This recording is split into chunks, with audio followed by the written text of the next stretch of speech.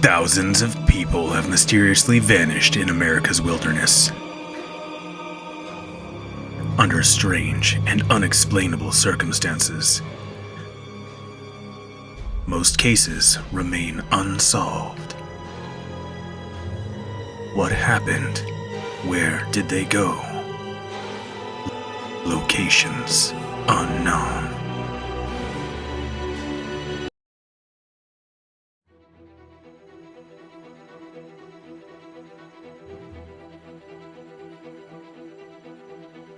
Thousands of people have mysteriously vanished in America's wilderness. Join us as we dive into the deep end of the unexplainable and try to piece together what happened. You are listening to Locations Unknown.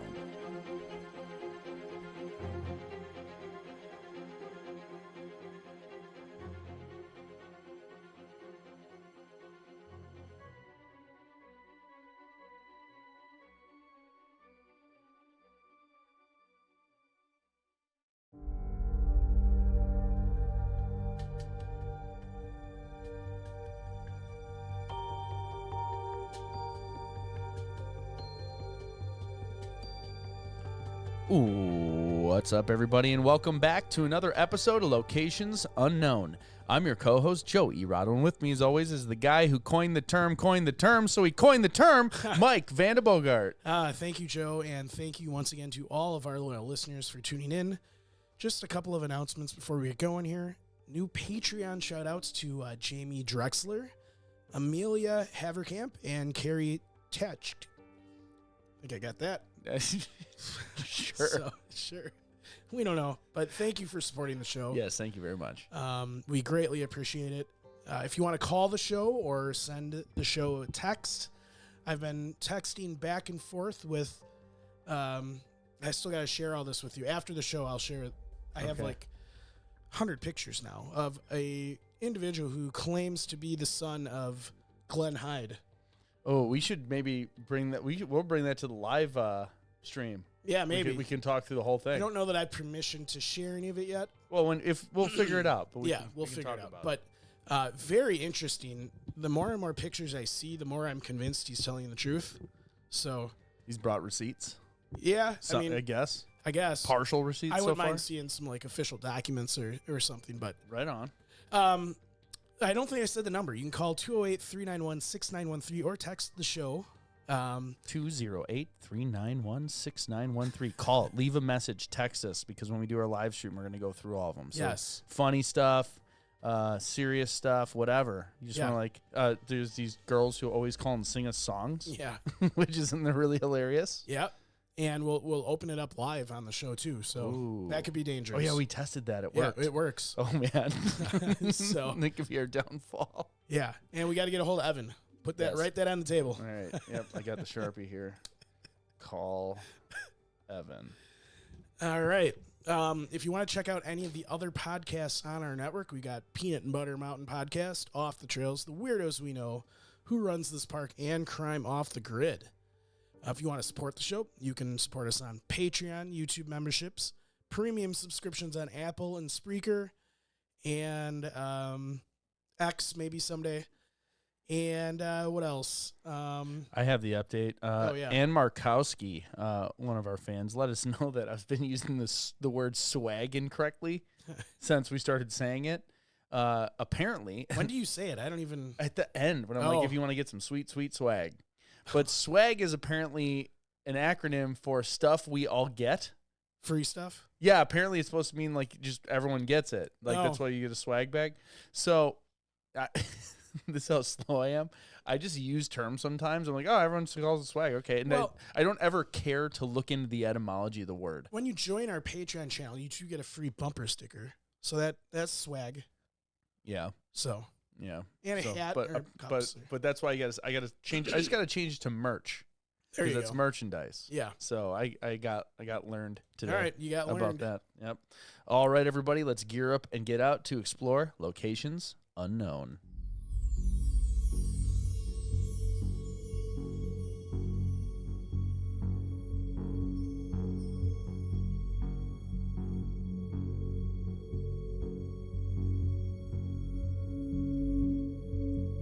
September 23rd, 2008, a Marine Corps veteran and retired Massachusetts State Police captain was on an elk hunt with friends in the Selway-Bitterroot area of the Nez Perce National Forest. He decided to stay a few extra days alone after his friends left. The plan was to meet back with his friends a few days later. However, when he never arrived, authorities were notified and the search began. Join us this week as we investigate the curious case of Ronald Scott Gray.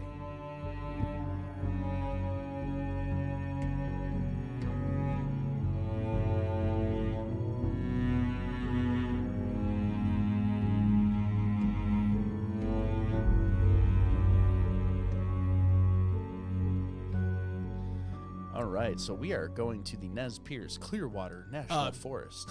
I believe it's called Perce. Nez Perce. And his official missing date was the 19th, not the 23rd. It is. Oh, okay. I'm sorry. That's okay. We'll re-record it. No, we won't. The Selway-Bitterroot Wilderness is a 1.3 million acre area in north central Idaho and western Montana, including the Bitterroot Mountain Range. So this does take place in the north central Idaho and western Montana region. It was established in 1908 and sees roughly 550,000 visitors per year. So it's not heavily trafficked. No. Compared to its counterparts in the area. Some habitation history of the area. Archaeological evidence indicates that indigenous peoples have occupied this region for over 8,000 years. Notably, sites inside the Weiss Rock Shelter, located approximately 13 kilometers south of Cottonwood, Idaho, which has yielded artifacts dating back to this period. Another significant site is the Sully, situated about 40 kilometers east of Lewiston, Idaho. Additionally, an Buffalo Eddy site approximately 30 kilometers south of Lewiston features petroglyphs estimated to be from around 2500 BC. The Nez Perce people, or Nimipu, have been the primary inhabitants of the area, with the traditional territory encompassing parts of present-day Idaho, Oregon, and Washington. Their lands include the river valleys of the Snake, Salmon, and Clearwater rivers, extending eastward to the Bitterroot Mountains. By the early 19th century, the Nez Perce had established over 100 permanent settlements, with populations ranging from 50 to 600 individuals per village. They engaged in fishing, hunting, and gathering, and were known for their expertise in horse breeding, particularly the Appaloosa breed. The mid-19th century brought increased tensions as white settlers encroached on Nez Perce lands, especially following the discovery of gold in the region.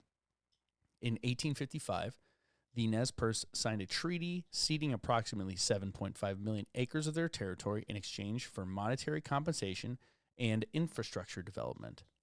However, the U.S. government failed to honor the treaty's terms, leading to the further reduction of the Nez Perce lands in 1863. These actions contributed to the Nez Perce War of 1877, during which several bands, including Chief Joseph's, were driven from their homeland. In the early 20th century, the U.S. government designated large portions of this region as national forest to manage and conserve the area's natural resources. The Nez Perce National Forest and Clearwater National Forest were both established on July 1st, 1908.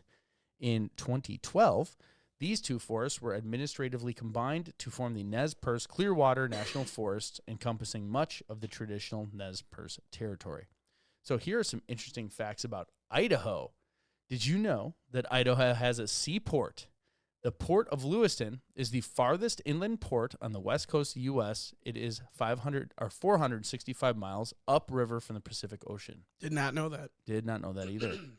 In 1928, Idaho was the first state to feature a graphic on a license plate. It was the Idaho potato. The first license plate graphic was a potato. That's awesome. Idaho is called the gem state because almost every gem has been found in Idaho at one point. I don't understand that one. Like every gem ever? Like every type of gem. Oh, every type of gem. That makes a lot more sense. Nearly 85% of all commercial trout sold in the U.S. is produced in the Hagerman Valley. That's really cool. That's a lot of trout. It is. Ooh. 63% of Idaho is public land. Sorry about that. Too many kids. Your immune system will catch up in about 5 years. Someday. The deepest river gorge in North America is Idaho's Hell's Canyon at 7,900 feet deep. I think we covered a case, Hell's Canyon. Yes, we did. Oh, we got window shares. What's going on here? Oh, you missed it. Oh, they're running away? We got mooned. Like legitimately? Not legit. Oh, okay. That would have been way more upset if we legitimately got moved in the window. I'll talk a little bit about the climate. The climate in this part of Idaho's high country is continental and strongly influenced by elevation. By late September and October, autumn has set in with rapidly cooling temperatures. In the lower elevations near wilderness, September days average around 65 to 75 degrees Fahrenheit or 18 to 21 degrees Celsius, with nights dipping to the low 40s or 4 to 5 degrees Celsius. We were asked by an Australian listener if we could throw back in kilometers and things. So we got starting to have all those listeners overseas. Yep. By October, average highs drop to lows in 50s, 11 degrees Celsius, and nighttime lows hover around 30 to 32, so about freezing or 0 degrees Celsius. Higher elevations experience even colder conditions. Ridges above 6,000 feet often see frost at night, even in early September, and daytime temperatures much cooler than the valleys. Early fall is relatively dry in the region, but moisture begins to increase going into October. On average, September brings about 1.1 inches or 28 millimeters of total precipitation in the Elk City area, whereas October doubles that to around 2.3 inches or 58 millimeters. Much of September's weather is clear and crisp, but by late September, the first Pacific storm system can reach Idaho, bringing chilly rain at lower elevations and snow at higher elevations. Snowfall becomes a concern by the end of September and throughout October. It is also not uncommon for higher terrain in the Selway-Bitterroot to receive an early dusting of snow in late September, with more significant snow possible in October. In fact, during the search for Gray in early fall 2008, authorities noted that snow could hit the Nez Perce National Forest today. Perhaps one of the most critical factors is how quickly weather can change in the area. The Selway-Bitterroot is known for mountain microclimates. A sunny 60-degree afternoon can give way to a cold, wet evening and temperatures plunging towards freezing as a front moves in. Conditions in deep canyons, they can trap warm air. It might differ markedly from the exposed peaks, which can be buffeted by cold winds and gather storm clouds. Sudden thunderstorms or cold rain squalls are possible in early fall, and later in the season, even in mid-morning, can turn into a snowstorm by night. So it sounds like it's just crazy rapidly changing weather out there. Yeah. Search and rescue accounts emphasize that fall weather in Idaho backcountry is unpredictable, noting instances of mild days that turn to snow overnight. So a little bit about the terrain. The region is characterized by rough, jagged peaks and deep forested canyons, a glaciated terrain of rigid and towering mountains dropping into steep valley corridors. So it sounds super aggressive, which means it's probably beautiful. Elevations range from around 1,700 feet in the lowest river valleys to over 10,000 feet at the highest summits. Trapper Peak on the Montana side reaches 10,157 feet. So major waterways originated here. Both the Loksha River and the Selway River begin in these mountains and flow westward to meet Lowell, Idaho. The wild and scenic Selway River cuts a 47-mile course through the heart of the wilderness. Its canyon so remote that access is limited to a single permitted raft launch per day. That's crazy. Yeah. Dense coniferous forests blanket the slopes, interspersed with alpine meadow and granite outcrops, making for a landscape that is beautiful as it is challenging to traverse. So some of the dangers you're going to see out here are elk, black bear, mountain lions, gray wolves, which were reintroduced in the 90s. Grizzly bears once inhabited the region, but have been gone for many decades. However, this area has been identified as a prime habitat for the reintroduction of grizzly bears in the future. While the area where Gray went missing is characterized by very rugged and mountainous terrain, searchers described it as vertical rocks and trees like nothing I've ever seen. It overwhelms you, referring to the difficulty of traversing the wilderness. So that sounds pretty ridiculous for search and rescue to just Yeah. say like, this is the worst. This is the worst, yes. Weather and exposure can be issues. So the terrain hazards alone are bad. And then again, nights in October routinely drop below freezing. So injured people, sick people cannot move and find shelter and have a high risk for hypothermia. Sudden snow or fog can drastically reduce visibility and bury tracks, thwarting both navigation and search efforts. So there are no roads or settlements inside the wilderness. So access is by foot, horseback, or occasionally small aircraft. There's a couple of grass airstrips that exist in other parts of the wilderness, but none near where Gray was. The nearest trailheads or primitive roads are many miles away, and those are accessible only via long gravel routes from small towns like Elk City or Lowell. So the Selway-Bitterroot Wilderness is notorious for its faint and rugged trails. Many trails see very light use and minimal maintenance. Years of wildfire activity have caused blowdowns and erased sections of the trail, and vegetation can grow over old paths. A backpacking guide describes the area as so remote that most of the trails are in poor condition and they will be hard to follow at times. Hikers frequently encounter trails that disappear into fallen logs or thick brush.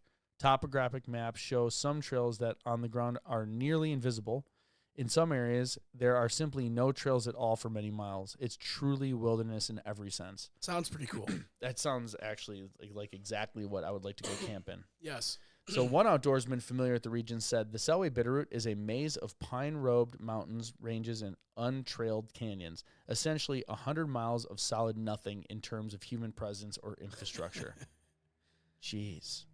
So the psychological aspect of navigation here is also significant. Hikers often report that in the Selway-Bitterroot, distances feel much farther than expected. The land is so broken and vertical that traveling even a mile off-trail can be exhausting and slow.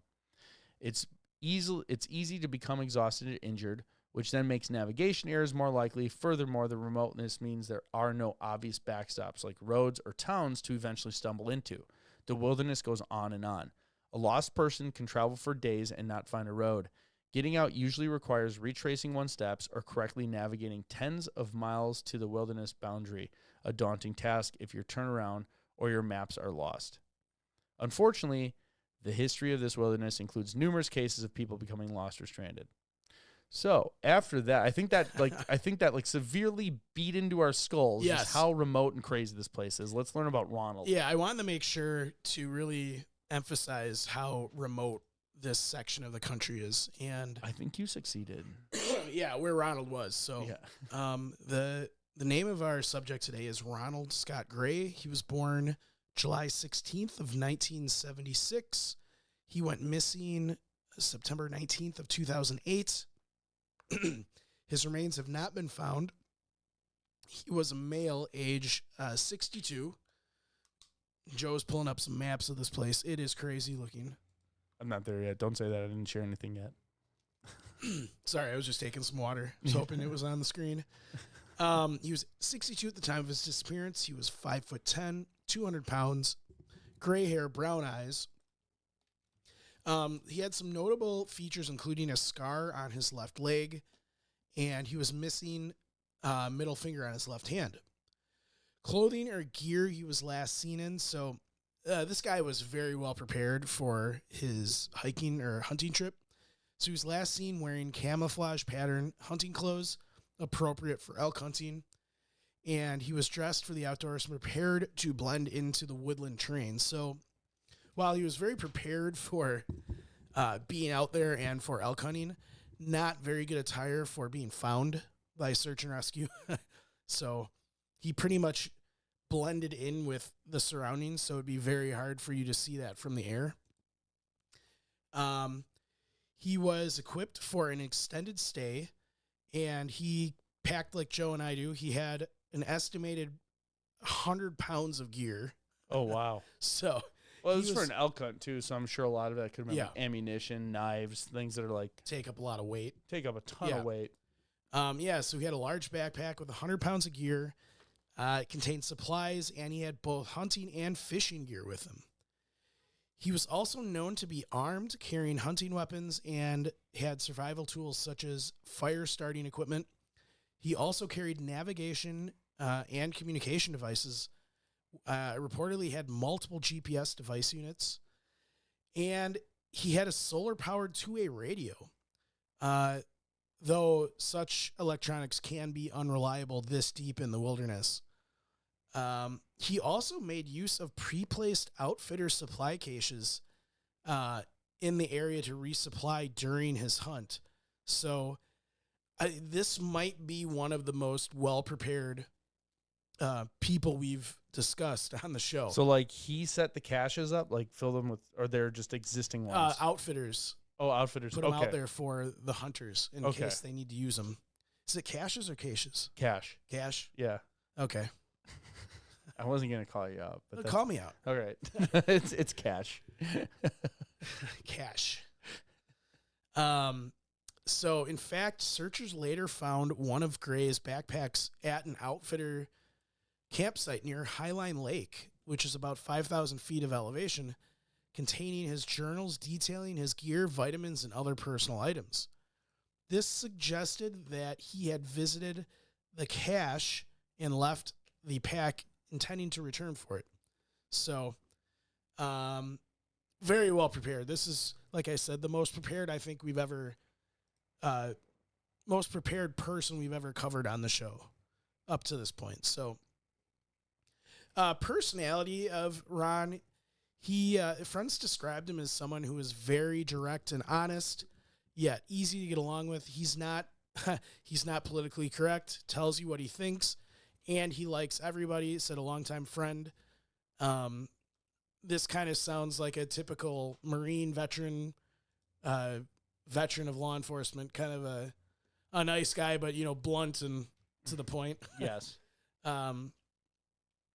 As far as medical issues go, he was reportedly in good health at the time of his disappearance. At 62, he was physically fit for his age. He had no known chronic illnesses that might have contributed to the incident. And from everything I could find during my research, friends and officials did not cite any medical condition like heart problems or diabetes that could have caused him to become incapacitated. So for his age, a very healthy man. So nothing on the medical front gives me pause. Occupation, hobby. So Ron was dedicated much of his life to service. He was a retired U.S. Marine and a Vietnam War veteran. I need to look something up here. What'd you see? Well, so in my character profile, I had a date of birth of 1976, which is obviously not right if he was a Vietnam veteran. So I'm going to because I am curious now. We're going to pause the show. We'll record over this. No, we won't. I must have typed that wrong. But there is no way he was born in there we go. Typed it wrong. Born in 1946. There you go. Okay, typo.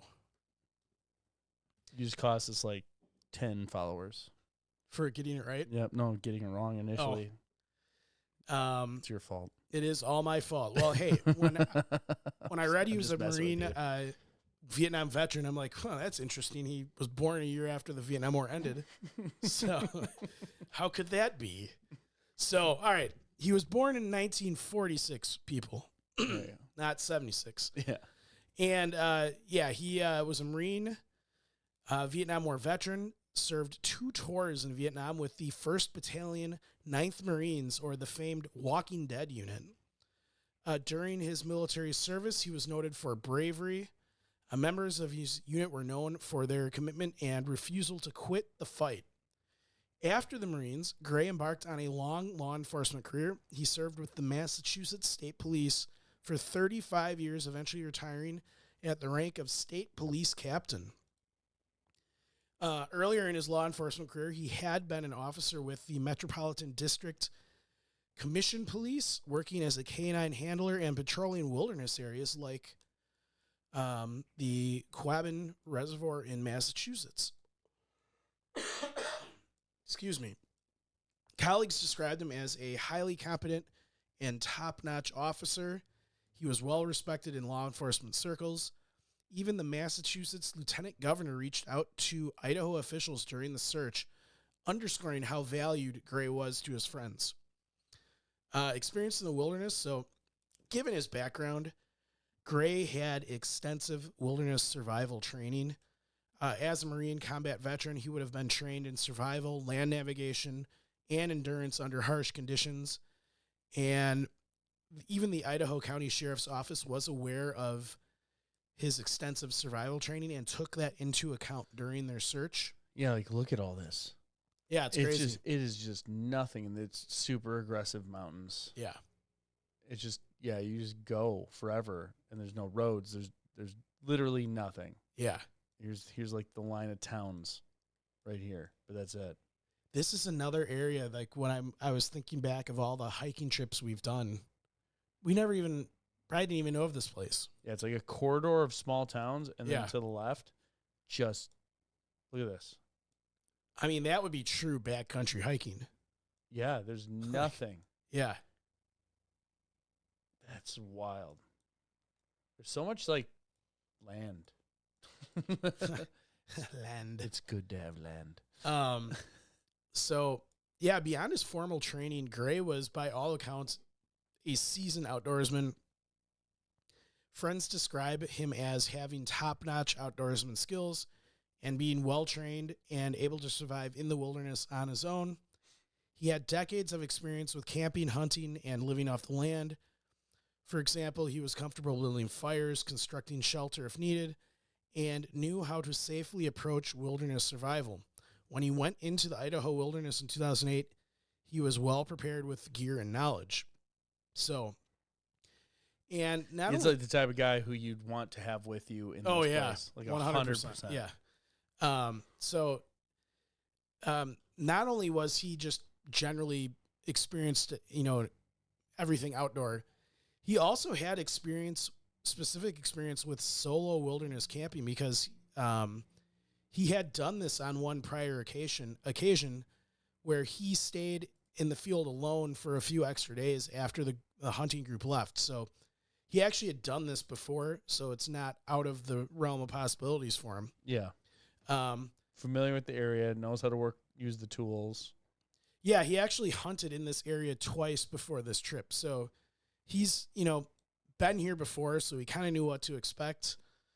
So yeah, it's kind of shocking, that he went missing. So our timeline starts on September 14th of 2008. So Ron arrived in Idaho for an elk hunting trip with two friends.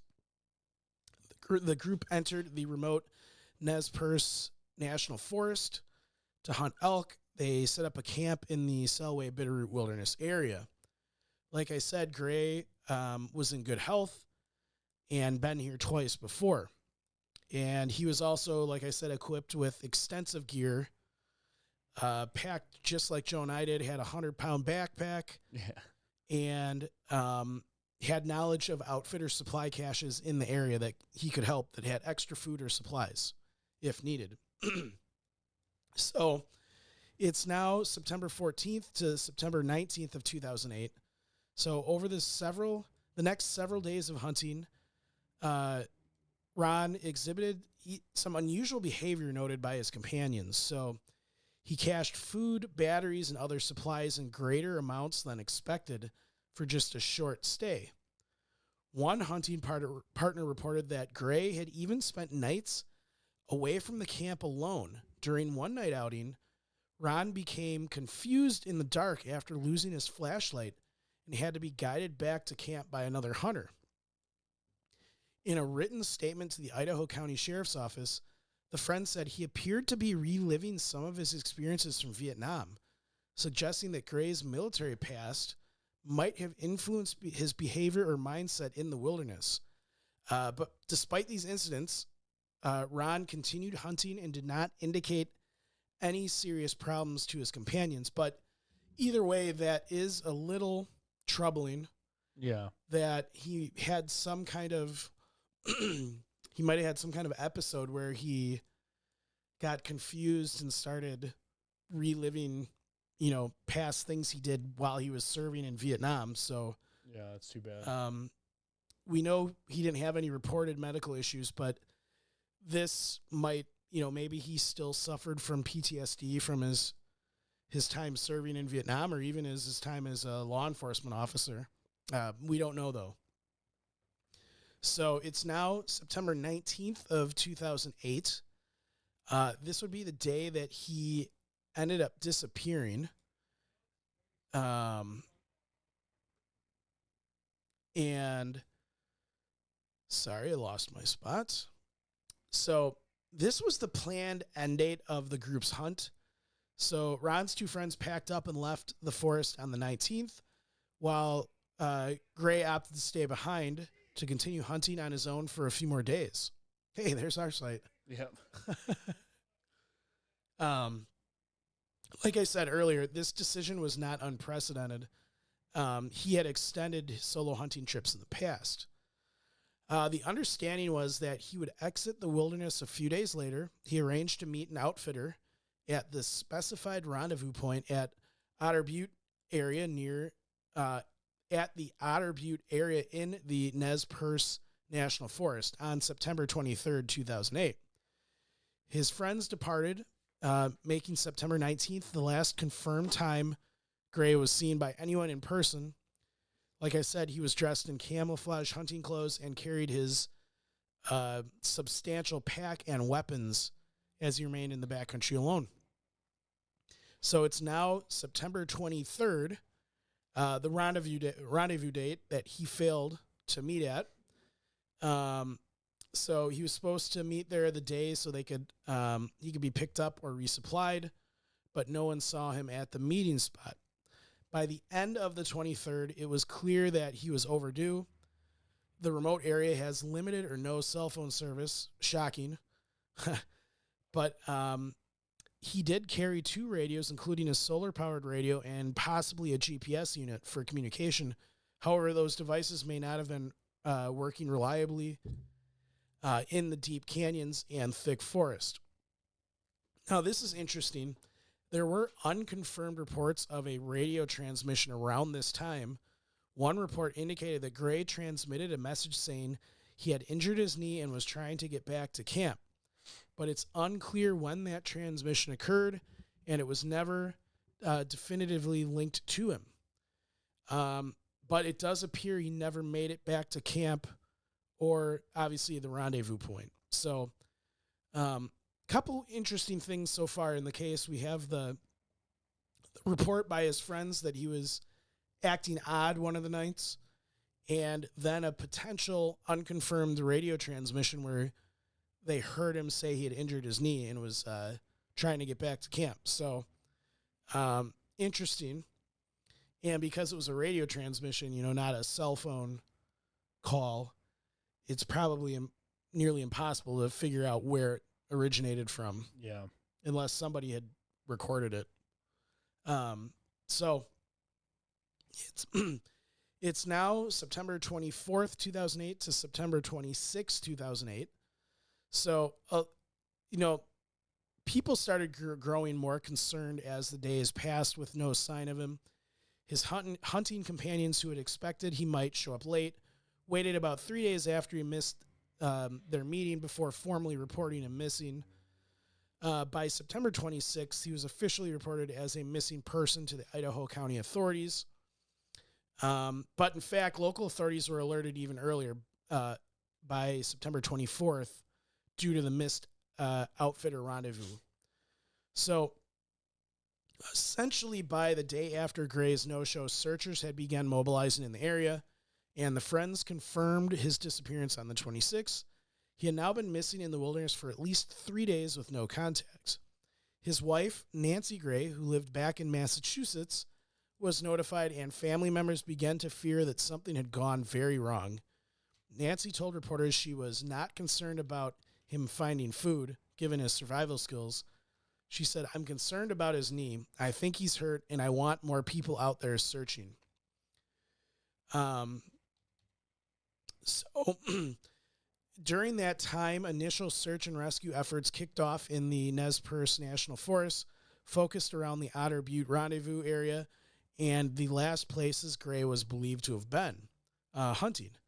Idaho County Sheriff's Office organized the response with the Idaho County Sheriff's search and rescue posse teams heading into the field. By the 24th, ground searchers were combing the trails and drainages near his route. Some attention was given to the Jim Creek area, a spot Gray had mentioned he might visit to go fishing before leaving the wilderness.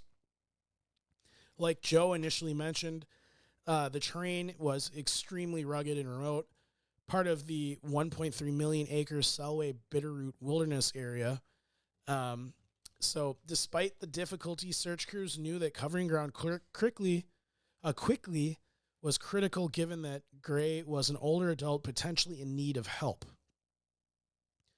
So it's now late September 2008. So as the days progressed, the search operation expanded. The sheriff's office received assistance from multiple agencies and volunteers. The Army National Guard provided support, notably deploying helicopters to conduct aerial searches over the wilderness. Private aviation firm Hillcrest Aircraft Co. also volunteered a helicopter and pilot to help scour the backcountry from the air. On the ground, teams of trained sheriff's volunteers and other searchers worked through dense forests, steep ridges, and river valleys. Like we've mentioned, this terrain is just unforgiving, and they face challenging conditions. Many trails were faint or had been affected by past forest fires and regrowth, which made navigation very difficult. By the end of September, approximately 50 people were in the area. This included official searchers and many hunters who were arriving for the general hunting season and had been asked to keep watch for any sign of Gray. Even though this is a pretty large search rescue, looking at this terrain, 50 people that's nothing. I mean, and with how experienced he was and how fit he was, he could have gone deep into the wilderness before hurting his knee. Yeah. And they don't know which way he went because there's really no trails. He could have gone anywhere. I mean, yeah, you're not going to see any trace of him at all. Yeah. It's just wild. Yeah, there's no trails on all trails. Yeah. There's a couple real far away, but this is the first time I opened this app and there's just nothing. Yeah. Like even in remote areas, like, oh, there's this one path that some guy made. There's just literally nothing. Yeah, we've covered some remote areas, but this is probably wins. Yeah, this is the most remote. This is almost more remote than some of the places we've covered in Alaska.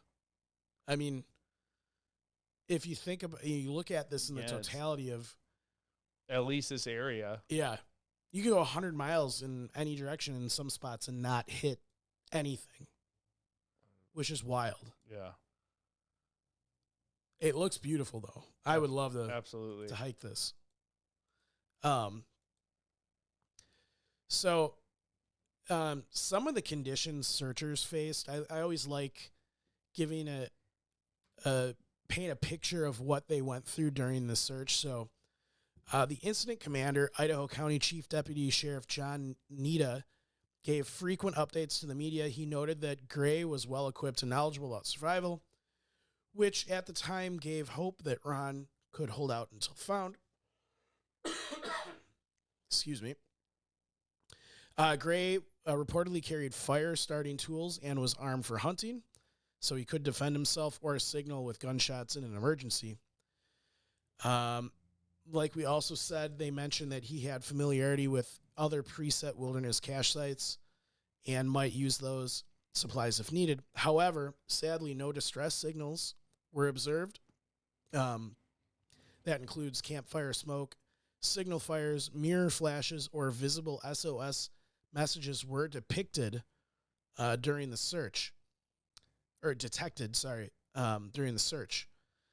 Canine search units were offered by volunteers, but in the first week of the sheriff's office, the sheriff's office did not deploy search dogs due to the extremely rugged terrain and logistical challenges. Officials said if the search remained unproductive, they would consider trying anything, including dogs, as time went on. A little bit of good news during the search was that the weather in late September was favorable for search operations. Searchers. The one time it's favorable, it's in the middle of nowhere. Yeah, right. The Deputy Nita reported that conditions were clear and mild initially. This allowed helicopters to fly on most days and ground teams to traverse the area without dealing with rain or snow in the first week. Daytime temperatures were reasonable, though nights were undoubtedly cold in the mountains. As the search moved towards October, forecasts indicated a major change. Clouds were rolling in by the end of September, and snow is expected in the high country by the first days of October. So it's just one of those.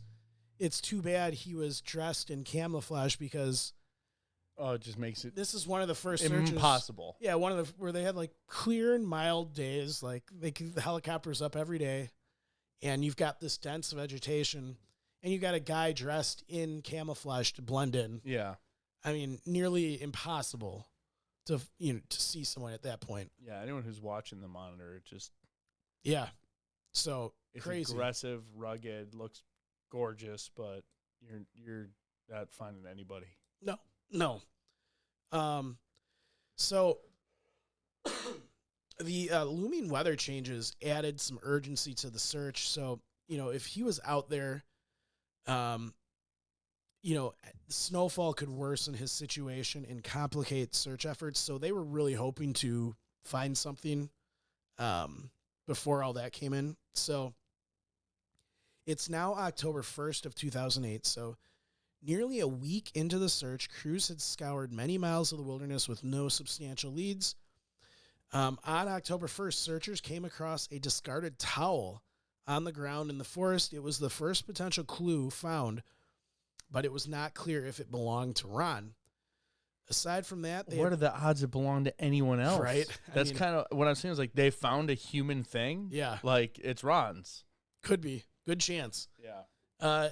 Aside from that, they had found no fresh footprints, camps, or other personal belongings during the initial sweeps. The search effort continued at full force. However, the National Guard helicopter was unavailable on this day, so searching relied on ground teams exclusively. 8 trained searchers from the sheriff's department covered as much terrain as possible on foot that day. By evening, they noted the weather was still holding clear, but cloud cover was increasing, anticipating snow by the next day or so.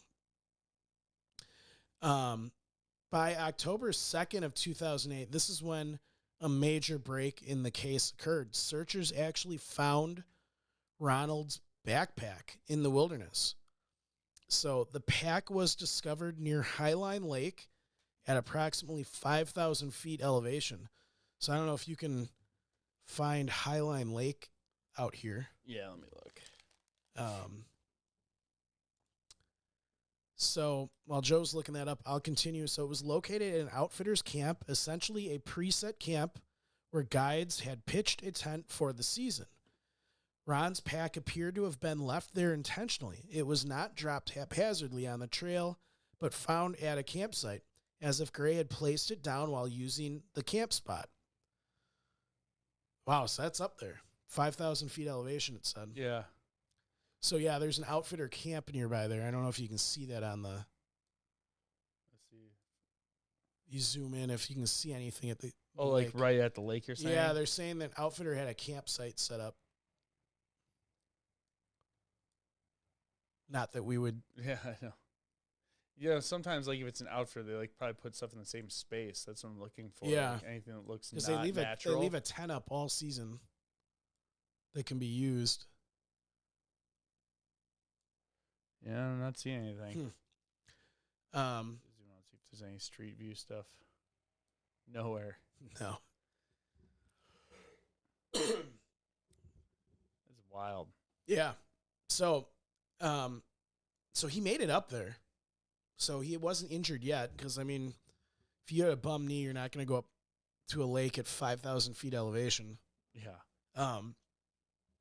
So inside the backpack, searchers found various personal items and logs, found a journal detailing the gear Gray was carrying, his vitamins and other small supplies, and even a checkbook, bank book were in the pack.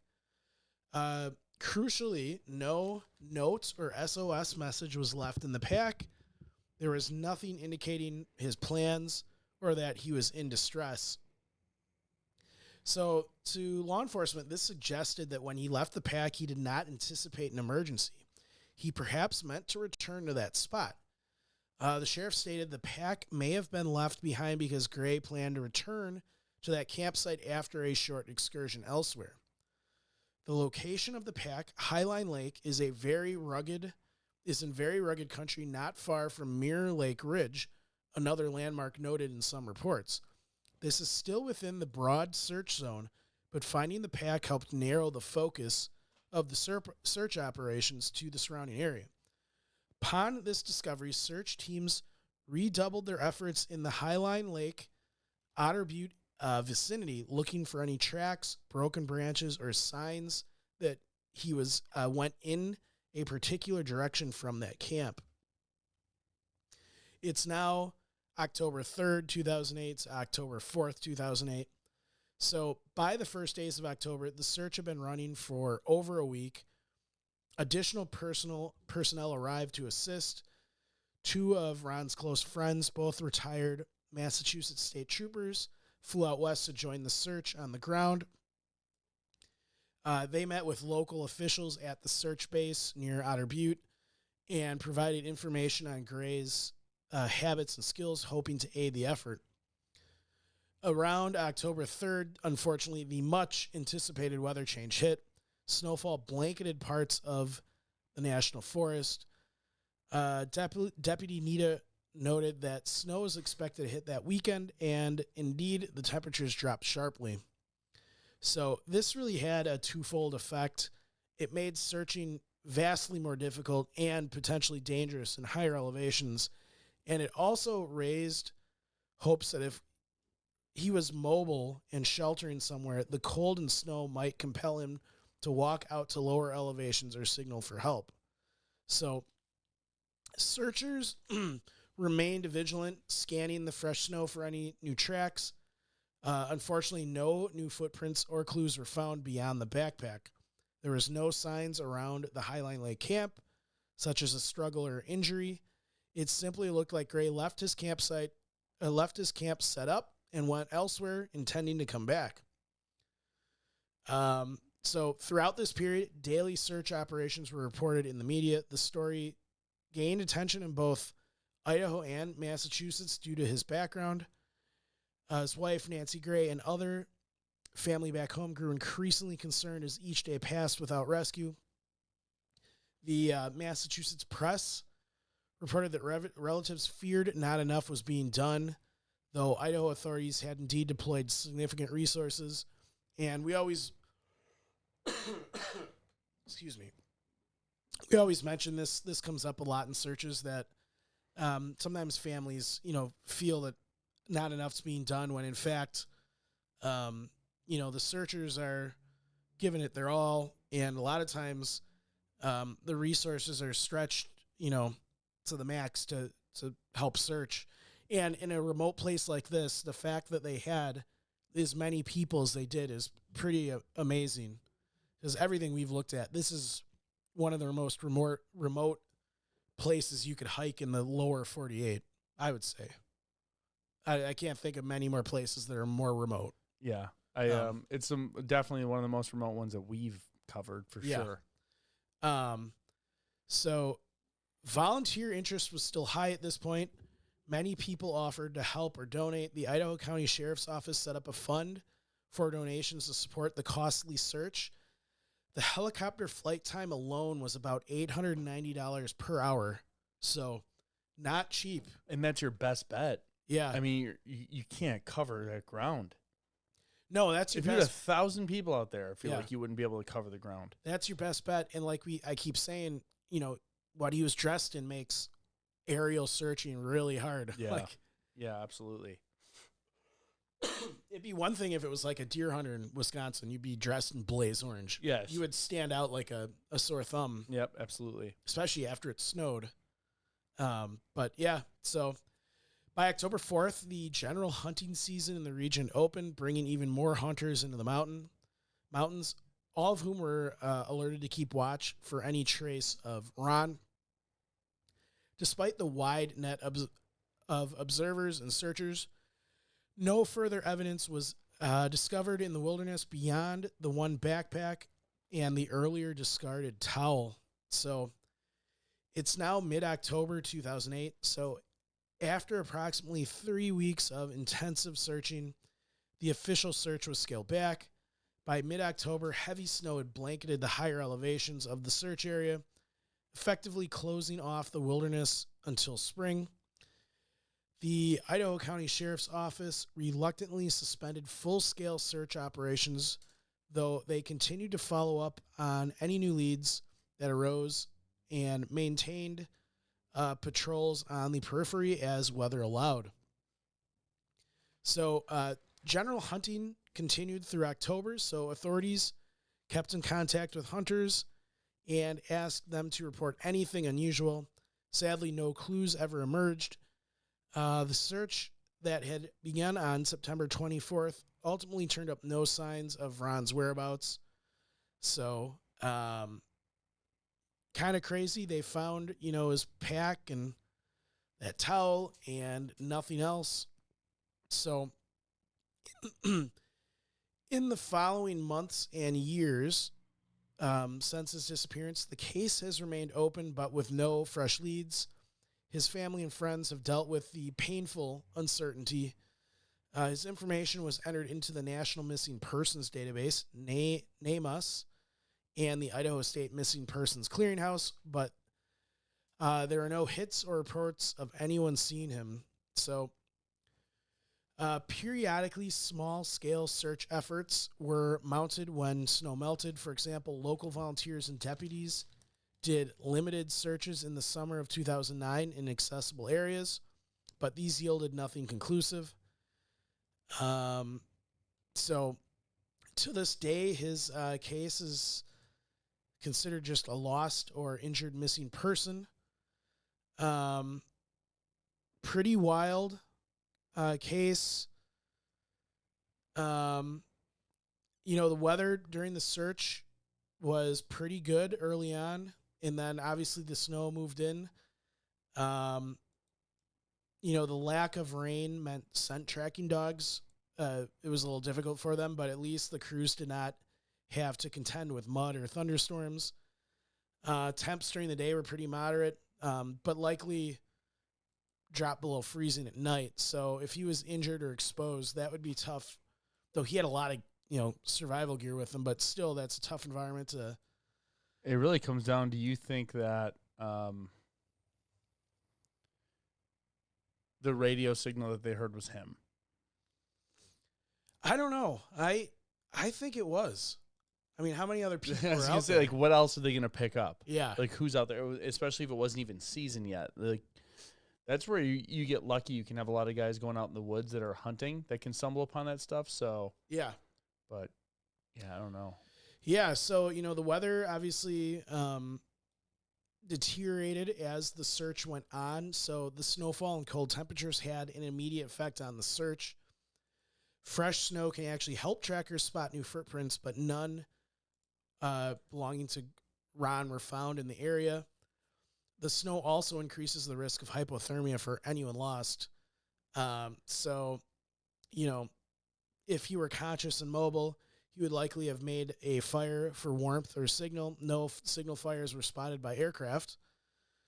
And even though the storm came in, it didn't completely halt the search, but it signaled the approaching winter conditions after about 2 weeks in the field with snow on the ground and no leads. Search managers faced the tough decision of when to scale back the active operations. So, this is a puzzling one because we've got a situation here where we've got a very experienced, well-trained, healthy individual who's done this before, who is very well prepared, And it appears he left his gear at one of those outfitter campsites because he was going to go do like a day hike. So you got to think, how far is he? You know, he knows what he's doing. And if his goal is to come back to the campsite, how far is he going to really go in that day hike? Yeah. So, like, you would think, like, all right, in that rugged terrain, like, how possible is it to even travel 5 miles? And you assume he's got some sort of injury. Well, I'm thinking at some point after he dropped his pack off, I'm wondering, did he drop his injured pack his off knee. because he injured his knee and he realized, I Like, mean, if he you got a didn't even- huge pack, why wouldn't he just stay at the campsite? maybe he thought he could make it to the butte. I mean, I feel like he's experienced enough. Like, if you're injured, like, you're at a campsite, there's a tent, get a big fire going, and He's also a Marine. yeah, He might that's just true. be like, I'm going to make it. But I mean, You so sound like a tough dude that's probably like no business. You know, like the joke they say, like if a farmer shows up at a hospital yeah, and the doctor asks, did he come here on his own or is he with his wife? And if he got there on his own, then did he finish the job? yeah, No, he didn't finish the job he's doing. Okay, this is a serious emergency. yeah, Like it's kind of one of those type of dudes, I bet, that's just like, I hurt my knee, but I'll make it. yeah. No, I think if I were in that situation, I made it to that camp and I was injured, I wouldn't move. I would get I could see why you might not want to start a fire down in the thick wooded area. You might risk like a forest fire. Yeah, but next to that lake, it looked like it was pretty Yeah, wide open. If it's a campsite, you got to assume maybe they have like a fire pit or something there. Yeah. And even if they don't, you could Get some smoke going. get something going. I mean, Yeah. that's a perfect area to signal. Yeah, you're right on the top of And- a mountain. Yeah, and you're at 5,000 feet. You've got a clear view of the horizon. You would see search helicopters up in the distance. So I don't think he was injured before he got to the camp. I think he dropped his gear and he was going on a day hike and injured his knee because he said in the transmission, I'm trying to get back to camp. Okay. I good wonder if he point. was talking about that campsite. Yeah, good point. That could be. So I'll go through just a couple of the theories that law enforcement had. All right, So you do that. I'll keep messing with the camera. yeah, what's going on with it? It's just overheated. Now it's not coming back on. But just Ah, keep going. It's fine. All right. So the leading theory was obviously injury or medical emergency. So this theory is that he suffered an injury such as a knee injury mentioned in the unconfirmed radio call or another medical emergency while alone. So if he hurt his knee badly enough, he may have been unable to hike out even move, potentially leaving him stranded in a difficult to spot location. Searchers considered this scenario very plausible, which is why they scoured likely travel routes between his last campsite and the rendezvous point. His wife also strongly believed he was hurt, citing his knee, and that he was awaiting for help to arrive. Despite this, no shelter or makeshift campsite where an injured person might hunker down was found. Another theory was disorientation or psychological factors. So, the account from his friend about him reliving Vietnam experiences raised the possibility that his mindset in the woods might have been altered or might have been altering his behavior. As a combat veteran, it's speculated he might have been pushing himself to survive using old military instincts like Joe was saying earlier. For example, intentionally spending nights out alone or moving without a light to maintain stealth.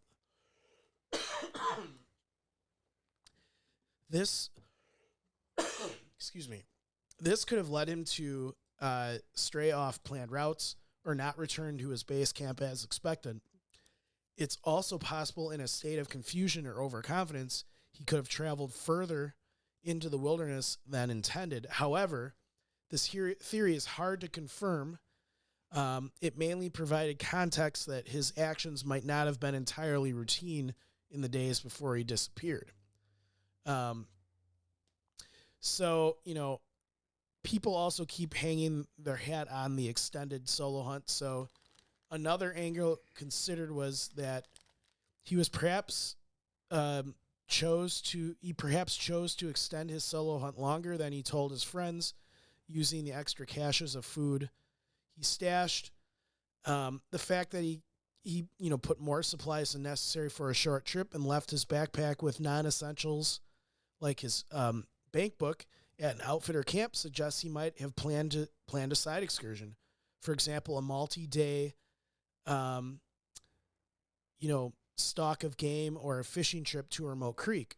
It didn't sound like that would be out of the ordinary for him. So that sounds like it's something he would just be like, I'm going to stay out here a bit longer. Yeah. And then, expecting to return to his pack. In this scenario, something could have happened during that excursion, like an accident or getting lost, that prevented his return.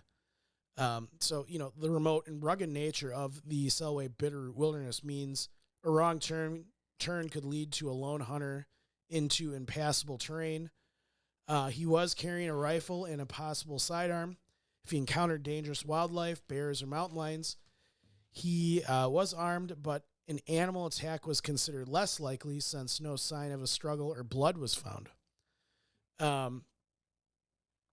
think, it's injury and environmental hazards, so is the main theory. So the wilderness where he vanished is characterized by steep ravines, thick forests, and swift rivers.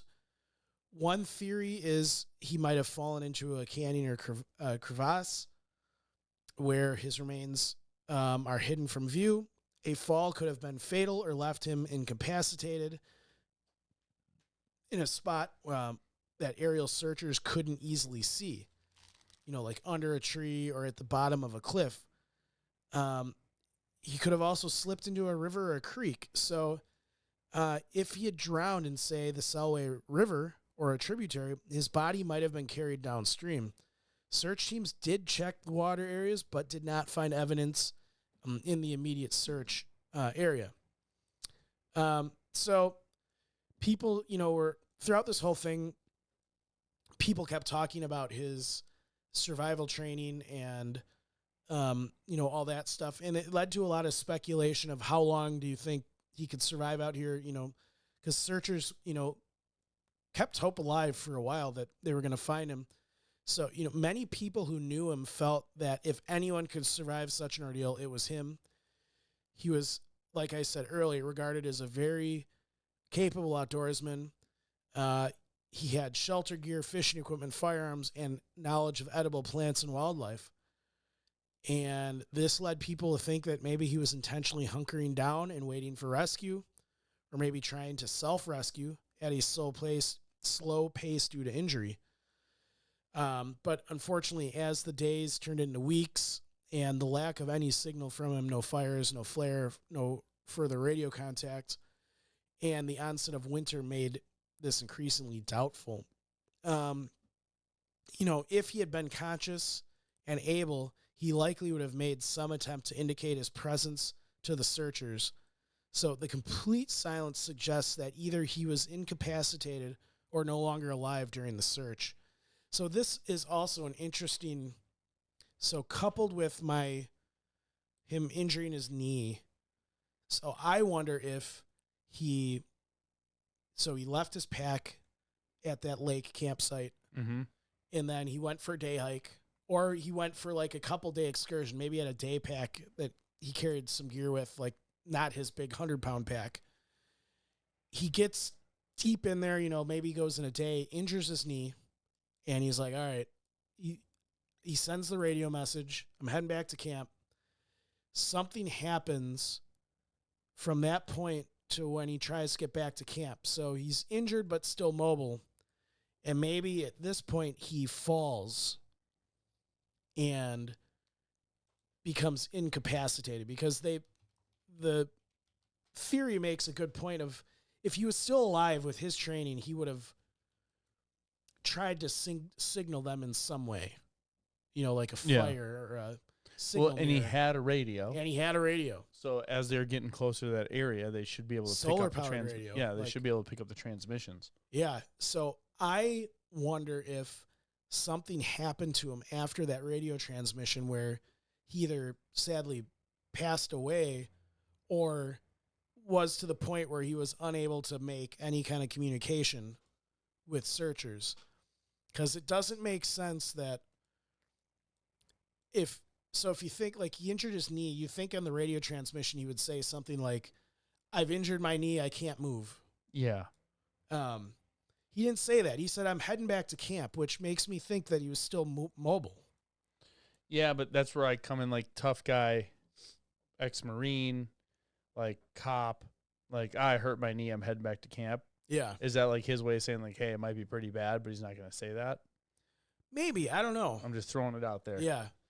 I mean, who knows? Could be. But I think something happened to him after that transmission, something serious. Like he, with the injured knee, he wasn't very, he's probably not focused on where he's walking as much. And based on all of our descriptions of this terrain, it's very rugged. He could have easily slipped and fallen. Yeah. So I don't know. What's your theory? I just feel like there was some sort of injury or he got turned around. Yeah. Which I think is highly unlikely, but it can still happen. Yeah. Because, I mean, what's the alternative? He didn't make it. So, like, what stopped him? With all the stuff he had, all this experience, equipment, all of it. I think a catastrophic accident. Like, wrong step, took a tumble off a cliff, injured badly enough he can't move, and then you just succumb to the elements. Yeah, either, killed in the fall or during the fall, all of his gear goes, flying in every direction. Yeah. And he's busted up enough that he can't move at that point. He might still be alive, but now he can't, he can't make a call on his radio. He can't. No, I'm with you on that. Yeah. One. I think that makes the most sense. I think that radio transmission was him. I think he was still mobile. Yeah, what else are you going to, like, randomly pick up out there that's relevant to what you're doing? Yeah, and hunting season hadn't started yet, so Yeah. it wasn't like there was a ton of hunters out there. Mm-hmm. And like you said, I mean, this is so remote. It's so How remote. many people were out in the 100-mile radius of him during this time? I mean, 100-mile radius, quite a few. 50, let's say 25-mile radius. 25? I don't even know what distances are here. Oh, everything's in kilometers now. What's happening? Switch if you click it on the bottom, it might go to, Oh, yeah. maybe not. Nope. Guess switch it to miles. Nautical miles. Yeah, right? There, miles was down there. Oh, it was? Yeah, go down more. There you are. It's like All right, 30, 30 miles to like a city, but that's 30 miles through what we've been looking at. I'm just saying, like, That's crazy. probably within, like, let's say 20-mile radius of wherever he was when that radio and transmission was sent. Probably not another person. Yeah, just because of the terrain. Like, Yeah. if you're at the top of a mountain, you can get farther, but odds are he wasn't up at the top of a mountain. And you got to think, okay, so radio transmission, if he's down in one of the valleys, it's going to be harder to pick up that transmission. So you got to assume he's at a higher elevation when he sends that transmission, which would lead to my theory that after he sent that, he had some kind of like catastrophic injury, like accident, Yeah. and fell. Yeah, I think that's the most likely. Obviously, animal attack is very rare. I wouldn't think Low animal or- attack. Yeah, he was armed. Yeah. And, I mean, you have mountain lions and black bears, but, he had a rifle, probably a sidearm. And obviously, as an ex-Marine, he's trained in how to use those weapons. Yeah, I'm thinking he just got lost. And I mean, the other possibility is something, his friends made the comment about that weird episode he had that one night. I mean, there's a like chance. the accident could have came as a result of like a flashback or something. Yeah, maybe something happened. Like, That might be very likely. Maybe he got lost, and then that triggered something, and he had some kind of breakdown or something, like something from his past military experience came out, and that led to his disappearance. I have no evidence of that. I'm just I just randomly found my way back. It's like a perfect area for a campsite. Yeah, it is. And like I went through the historicals just to see if I could find like a square tent thing Yeah. somewhere, and I'm not seeing anything that looks like it's been inhabited but at like all. that would be a perfect spot to like send up a signal. Oh yeah, look at this. It's not heavily forested, so you don't have to worry about starting a giant fire. Yeah. You can see the smoke from everywhere. It's one of the higher points in the area. Even if you didn't want to start a fire, you could get like a stick and put like a bright colored shirt on it, like a flag, and just Yeah. put it on the top of the Or ridge. make SOS out of rocks, like Yeah. anything. I have no doubt that if anything in threes. that's why I would stay at that spot. Yep. Though That's a recommendation. Always stay where you are. problem is if there's no campsite there, that's pretty exposed. Yeah. So, if you're worried about weather coming in, I mean, there's not a lot of, there's nowhere really to take shelter. Well, I can look back around 2008. Oof. That's wild. They have, Look how not good it is. yeah. Yeah, I mean, it was still pretty barren in Yeah, 2000. You're not going to get a lot of shelter from the elements there, but Yeah. if the weather's good and all you're dealing with is, low temps and you have the gear that he had, Yeah. that looks brutal. Yeah, just all the snow. Ugh. Yeah, I don't know. I think it's elements, unfortunately. Yeah. So, All right. yeah, I think we want all of your opinions, but thanks again for tuning into our show. We appreciate you all for listening and sharing locations unknown with your friends and family. Promise I'll be healthy next week. Probably not. Probably. Be sure to like and follow us on Facebook, Instagram, Twitter, and YouTube, where you can find videos of each episode, even though my camera just went out. I have to, warranty that thing or something. It's not turning back on. Also, if you'd like to support the show monetarily, you can visit our Facebook store to buy some cool, sweet merch, not swag. Additionally, you can subscribe to our Patreon account on YouTube and Apple, where you'll have access to special events and additional shows for paid customers only. Lastly, when enjoying the beauty of nature, whether backpacking, camping, or simply taking a walk, always remember to leave no trace. Thanks, and we will see you all next time.